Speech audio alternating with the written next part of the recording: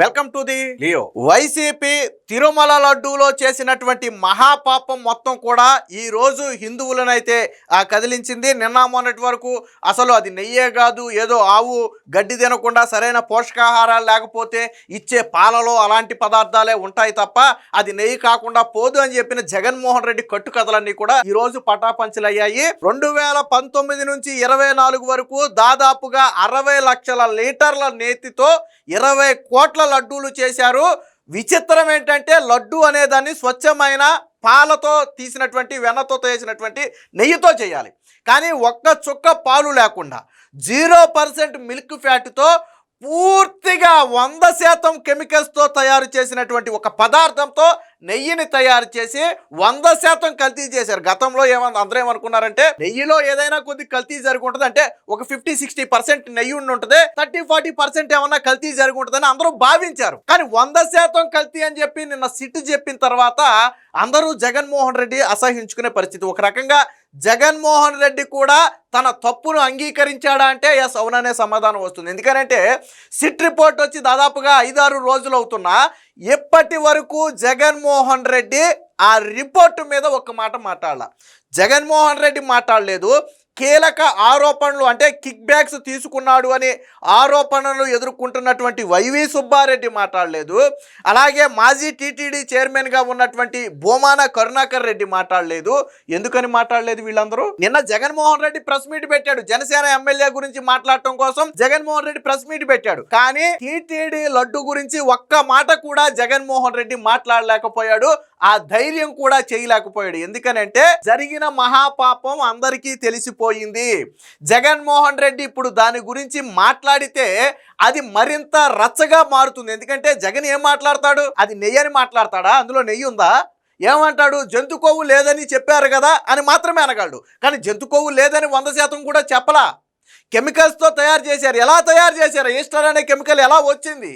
మనం ఏ ప్లాట్ఫామ్లో చూసినా ఈస్టర్ అంటే జంతు కొవ్వుతో తయారు చేసే అవకాశమే ఎక్కువ ఉందని వాళ్ళు చెప్తున్నారు. అలాగే నిపుణులు కూడా ఏమంటున్నారు? జంతు కొవ్వు లేకుండా బల్క్లో అంత కెమికల్ తయారు చేయలేరు, జంతు కొవ్వు ఉపయోగించే దాన్ని తయారు చేసి ఉంటారని చెప్పి నిపుణులు చెబుతున్నారు. ఒక్క చుక్క పాలు సేకరించకుండా ఒక కల్తీ పదార్థంతో లడ్డూలు తయారు చేశారని సిట్టి చెప్పింది. కాబట్టి జగన్మోహన్ రెడ్డి ఏమని మాట్లాడతాడు దాని గురించి? సో కాబట్టే మాట్లాడే మొహం చెల్లక ఎక్కడ హిందువులు మొహం మీద కాండ్రించి వస్తారో, నేను చేసిన మహాపాపం గురించి ఎక్కడ నన్ను నిలదీస్తారనే ఒక భయంతో నిన్న జగన్మోహన్ రెడ్డి నోరు విప్పల. వాస్తవానికి చాలామంది అనుకున్నారు జగన్మోహన్ రెడ్డి ప్రెస్ మీట్ పెట్టలేదు కదా ఇప్పటి వరకు, పెడితే లడ్డూ గురించి 100% మాట్లాడతారు అనుకున్నారు. వైసీపీ వాళ్ళు కూడా నిన్న ప్రెస్ మీట్ అంటే ఏమనుకున్నారంటే జగన్మోహన్ రెడ్డి లడ్డూ గురించి మాట్లాడుతున్నాడు, ఇక కూటమి పని అయిపోయింది, జగన్మోహన్ రెడ్డికి క్లీన్ చిట్ వచ్చిందని రేపు చెప్పబోతున్నాడని చాలామంది భావించారు.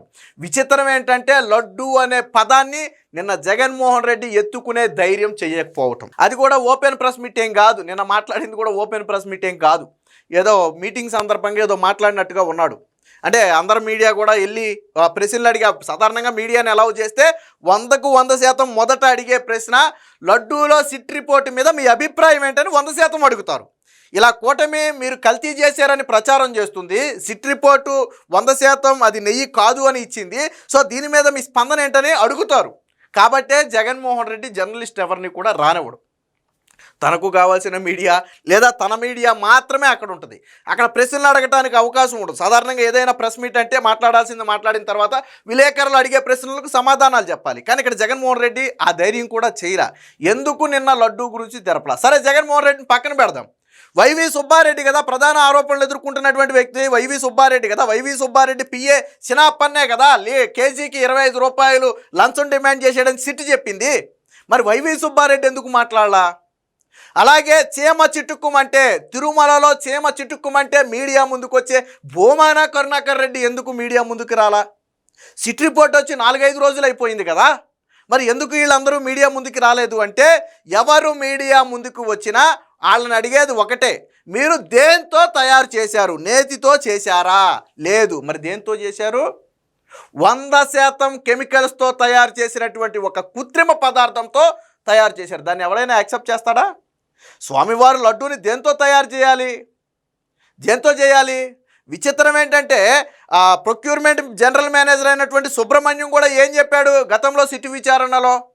మేము నెయ్యి శాంపిల్స్ వచ్చాయి. వాస్తవానికి ఇక్కడ జరిగిన విషయం ఏంటంటే ట్యాంకర్స్ వచ్చాయి, వాటిని శాంపిల్స్కి పంపారు. వాస్తవానికి శాంపిల్స్ అనేవి 2-3 రోజుల్లో రావాలి, దాని రిజల్ట్ అనేది 2-3 రోజుల్లో రావాలి. కానీ గతంలో వైవి సుబ్బారెడ్డి చైర్మన్గా ఉన్న సమయంలో పంపినటువంటి శాంపిల్స్ రావడానికి దాదాపుగా 20 రోజుల్లో నెల సమయం పట్టేసింది, 2-3 రోజుల్లో రాలా. మరి అంతకాలం ఈ ట్యాంకర్లు అన్లోడ్ చేయకుండా చెడతారంటే చెట్టరు. కాబట్టి ఏం చేశారు, టెస్ట్కు పంపాం కదా అని చెప్పి వీళ్ళు వాడేశారు. వాడేసిన తర్వాత ఏమని వచ్చింది టెస్ట్ రిపోర్టు అంటే 20 రోజుల తర్వాత నెల తర్వాత ఏమని వచ్చింది టెస్ట్ రిపోర్టు, అది కల్తీ అని వచ్చింది. వెంటనే ప్రొక్యూర్మెంట్ డిపార్ట్మెంట్ జనరల్ మేనేజర్ వెళ్ళిపోయి, సార్ మనం పంపినటువంటి టెస్ట్ రిపోర్ట్ వచ్చింది, అది కల్తీ అని వచ్చింది, మరి ఏం చేద్దామని వైవి సుబ్బారెడ్డిని అడిగితే వైవి సుబ్బారెడ్డి అన్నమాట ఏంటప్పుడు, మనం ఆల్రెడీ ఆ ట్యాంకర్లు వాడేసాము, లడ్డూలు తయారు చేసేసాము, ఆల్రెడీ ప్రసాదంగా వెళ్ళిపోయింది, కాబట్టి ఇప్పుడు ఈ విషయం గురించి బయటకు వస్తే రచ్చ అవుతుంది, దాని గురించి మాట్లాడొద్దు అన్నారు. చెప్పాడు కదా, మరి మహాపాపమే కదా అది. మరి వైవి సుబ్బారెడ్డి పాత్ర లేదా? నీకు తెలిసిన తరువాత కూడా నువ్వు ఆ విషయాన్ని బయట పెట్టకుండా హిందువుల మనోభావాలు దెబ్బతీసావంటే అందులో వైవి సుబ్బారెడ్డి పాత్ర లేదా? అదే వైవి సుబ్బారెడ్డి పోని వీళ్ళు కల్తీ చేస్తున్నారని వైవి సుబ్బారెడ్డికి తెలిసింది, మరి తరువాత అదే సంస్థకు టెండర్లు ఎలా కట్టబెట్టాడు?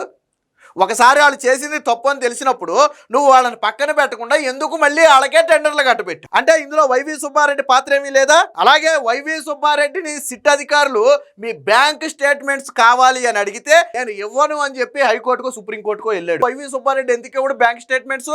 నువ్వు నిస్వార్థంగా దేవుడి దగ్గర పనిచేసి ఉంటే, నువ్వు 1 రూపాయి కన్నా లంచాల రూపంలో తీసుకుని ఉండకపోతే, నీకు చిన్నప్పన్నకి ఏ సంబంధం లేదు, ఏ పాపం నీకు తెలియకపోతే ఎందుకు నువ్వు నీ బ్యాంక్ స్టేట్మెంట్స్ ఇవ్వు? ఎందుకు నువ్వు నేను బ్యాంక్ స్టేట్మెంట్స్ నన్ను అడుగుతున్నారు నేను ఏమన్నా ఎందుకు కోర్టుకు వెళ్ళావు? నువ్వు ఎందుకు బ్యాంక్ స్టేట్మెంట్స్ ఇవ్వలా? ఇస్తే ఏం బయటపడద్దని నీ భయం? మరి ఇన్ని కాంట్రవర్సీలు ఉన్నాయి కాబట్టే జగన్మోహన్ రెడ్డి కావచ్చు, వైవి సుబ్బారెడ్డి కావచ్చు, బొమానా కావచ్చు, నోరు మెదిపే ధైర్యం చేయట్లే. అంటే ఒప్పుకున్నట్టే కదా, ఇందులో జంతు కొవ్వు లేదు అని 100% ఎక్కడా ఎవరూ చెప్పలేదు. ఈస్టర్ అనే కెమికల్ వాడారు అని చాలా స్పష్టంగా చెప్తున్నారు. ఆ ఈస్టర్ అనేది ఎలా వస్తుంది అంటే మళ్ళీ జంతు కొవ్వుతోనే వస్తుంది. అది మరి మీరు జంతు కొవ్వుతో తయారు చేసినట్టు కదా, జంతు కొవ్వుతో ఒక కెమికల్ తయారు చేసి ఆ కెమికల్ని లడ్డూ తయారీకి వాడితే జంతు కొవ్వు వాడినట్టు కదా. మరి దీన్ని ఎలా సమర్థించుకుంటారు? కానీ వైసీపీ పెద్ద నాయకులు, పెద్ద తలకాయలు ఎవరు మాట్లాడకుండానే కింది స్థాయిలో సోషల్ మీడియా ద్వారా కావచ్చు, లేదా ఇతర వైసీపీకి అనుకూలంగా ఉన్నటువంటి ఇన్ఫ్లుయెన్సర్ల ద్వారా కావచ్చు, వాళ్ళ ఫేస్బుక్లు, యూట్యూబ్ల ద్వారా కావచ్చు, సత్యం బయటపడింది, జంతు కొవ్వు లేదు. మరి ఏముంది అందులో? జంతు కొవ్వు లేదు, ఓకే, నేను అడుగుతున్నా ఏముంది అందులో? సిట్టు జంతు కొవ్వు లేదని చెప్పింది, జంతు కొవ్వు ఉందని ఎక్కడా చెప్పలేదు అని వాళ్ళు అన్నారు. ఓకే, 100% ఓకే, నేను ఒప్పుకుంటా. ఏముంది అందులో? నెయ్యి ఉందా? పాలు సేకరించారా? వెన్న తీశారా?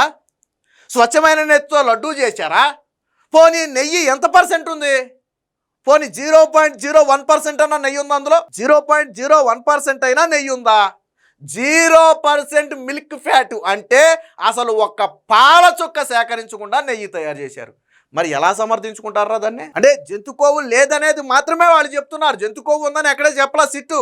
కాబట్టి వాళ్ళు అబద్ధం చెప్పింది, కూటమి అబద్ధం చెప్పింది. వాళ్ళు పాలలో ఏదో అసలు నేతిలో ఏదైనా కొద్ది కల్తీ కలిసి ఉంటుంది అనుకున్నారు. కానీ మీరు మహాపాపాత్ములు అసలు 100% అది కెమికల్స్తో తయారు చేసిన పదార్థం అని ఎవరైనా ఊహిస్తారా?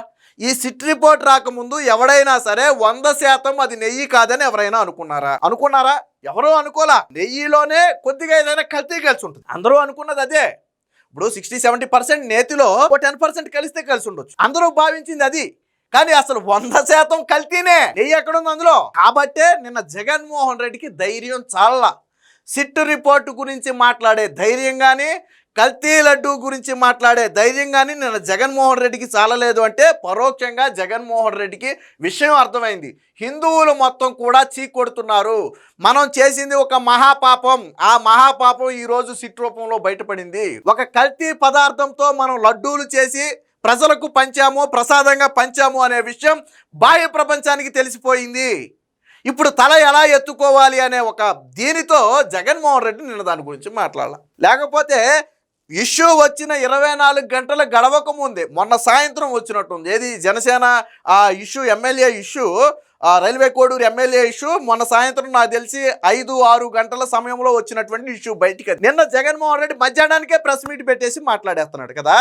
అంటే 24 గంటలు గడవక ముందే నువ్వు ఒక సమస్య గురించి ప్రెస్ మీట్ పెట్టి బయటకు వచ్చిన వ్యక్తివి అసలు కోట్లాది మంది భక్తుల మనోభావాలకు సంబంధించినటువంటి సిట్ రిపోర్ట్ గురించి ఎందుకు మాట్లాడాలా? నువ్వు తప్పు చేసావని ఒప్పుకున్నావు కాబట్టే కదా. ఇప్పుడు నేను దొంగతనం చేశాను అనుకోండి, ధైర్యంగా వెళ్ళి దాని గురించి మాట్లాడలేను. ఎందుకంటే చేసింది నేనే కాబట్టి, నాకు తెలుసు కాబట్టి నేను మొహం చూపించలేను. దాని గురించి ధైర్యంగా కాన్ఫిడెన్స్గా మాట్లాడలేను. కాబట్టే జగన్మోహన్ రెడ్డి నేను తప్పు చేశాడని తెలిసింది కాబట్టే, వాళ్ళ హయాంలో జరిగిన తప్పు బాహ్య ప్రపంచానికి తెలిసింది కాబట్టే నేను నోరెత్తల. మరి ఇంకెలా సమర్థించుకుంటాను నాకు అర్థం కావట్లా. మీరు చెప్పే మాట ఏదో జగన్మోహన్ రెడ్డి చెప్పొచ్చు కదా, నేను ఎందుకు చెప్పలా? అందులో జంతు కొవ్వు లేదన్నారు కదా, ఇంకేంటని నేను జగన్మోహన్ రెడ్డి ఎందుకు అనలేకపోయాడు? ఎందుకంటే జగన్మోహన్ రెడ్డికి తెలుసు జంతు కొవ్వు లేదనగానే మరి ఏముంది అందులో, నెయ్యి ఉందా అని అడుగుతారు. అప్పుడు తల ఎక్కడ పెట్టుకోవాలో తెలియదు మనకి. కాబట్టే నిన్న జగన్మోహన్ రెడ్డి కావచ్చు, వైవి సుబ్బారెడ్డి కావచ్చు, బొమానా కావచ్చు, వారం రోజులు గడుస్తున్న సిట్ రిపోర్టు గురించి నోరు మెదపలేదు అంటే 100కు 100% జరిగిన తప్పు గురించి వాళ్ళకి తెలుసు. ముఖ్యంగా ప్రజల ముందు తల ఎత్తుకోలేక, హిందువుల ముందు తల ఎత్తుకోలేక సైడ్ అయిపోతున్నారు. కాబట్టి వాళ్ళు తప్పును ఒప్పుకున్నట్టే. జగన్మోహన్ రెడ్డి తిరుమలలో జరిగిన మహాపాపాన్ని ఖచ్చితంగా ఒప్పుకున్నట్టే. కాబట్టే నిన్న మీడియా ముందు సిట్ రిపోర్టు గురించి కానీ, కల్తీ లడ్డూ గురించి కానీ నోరు మెదపలేదు. దీన్ని బట్టి అర్థమవుతుంది జగన్మోహన్ రెడ్డి తాను చేసిన పాపాన్ని స్వయంగా తానే ఒప్పుకున్నాడు. అందులో ఎటువంటి సందేహం లేదు. Please subscribe to Leo news for more videos.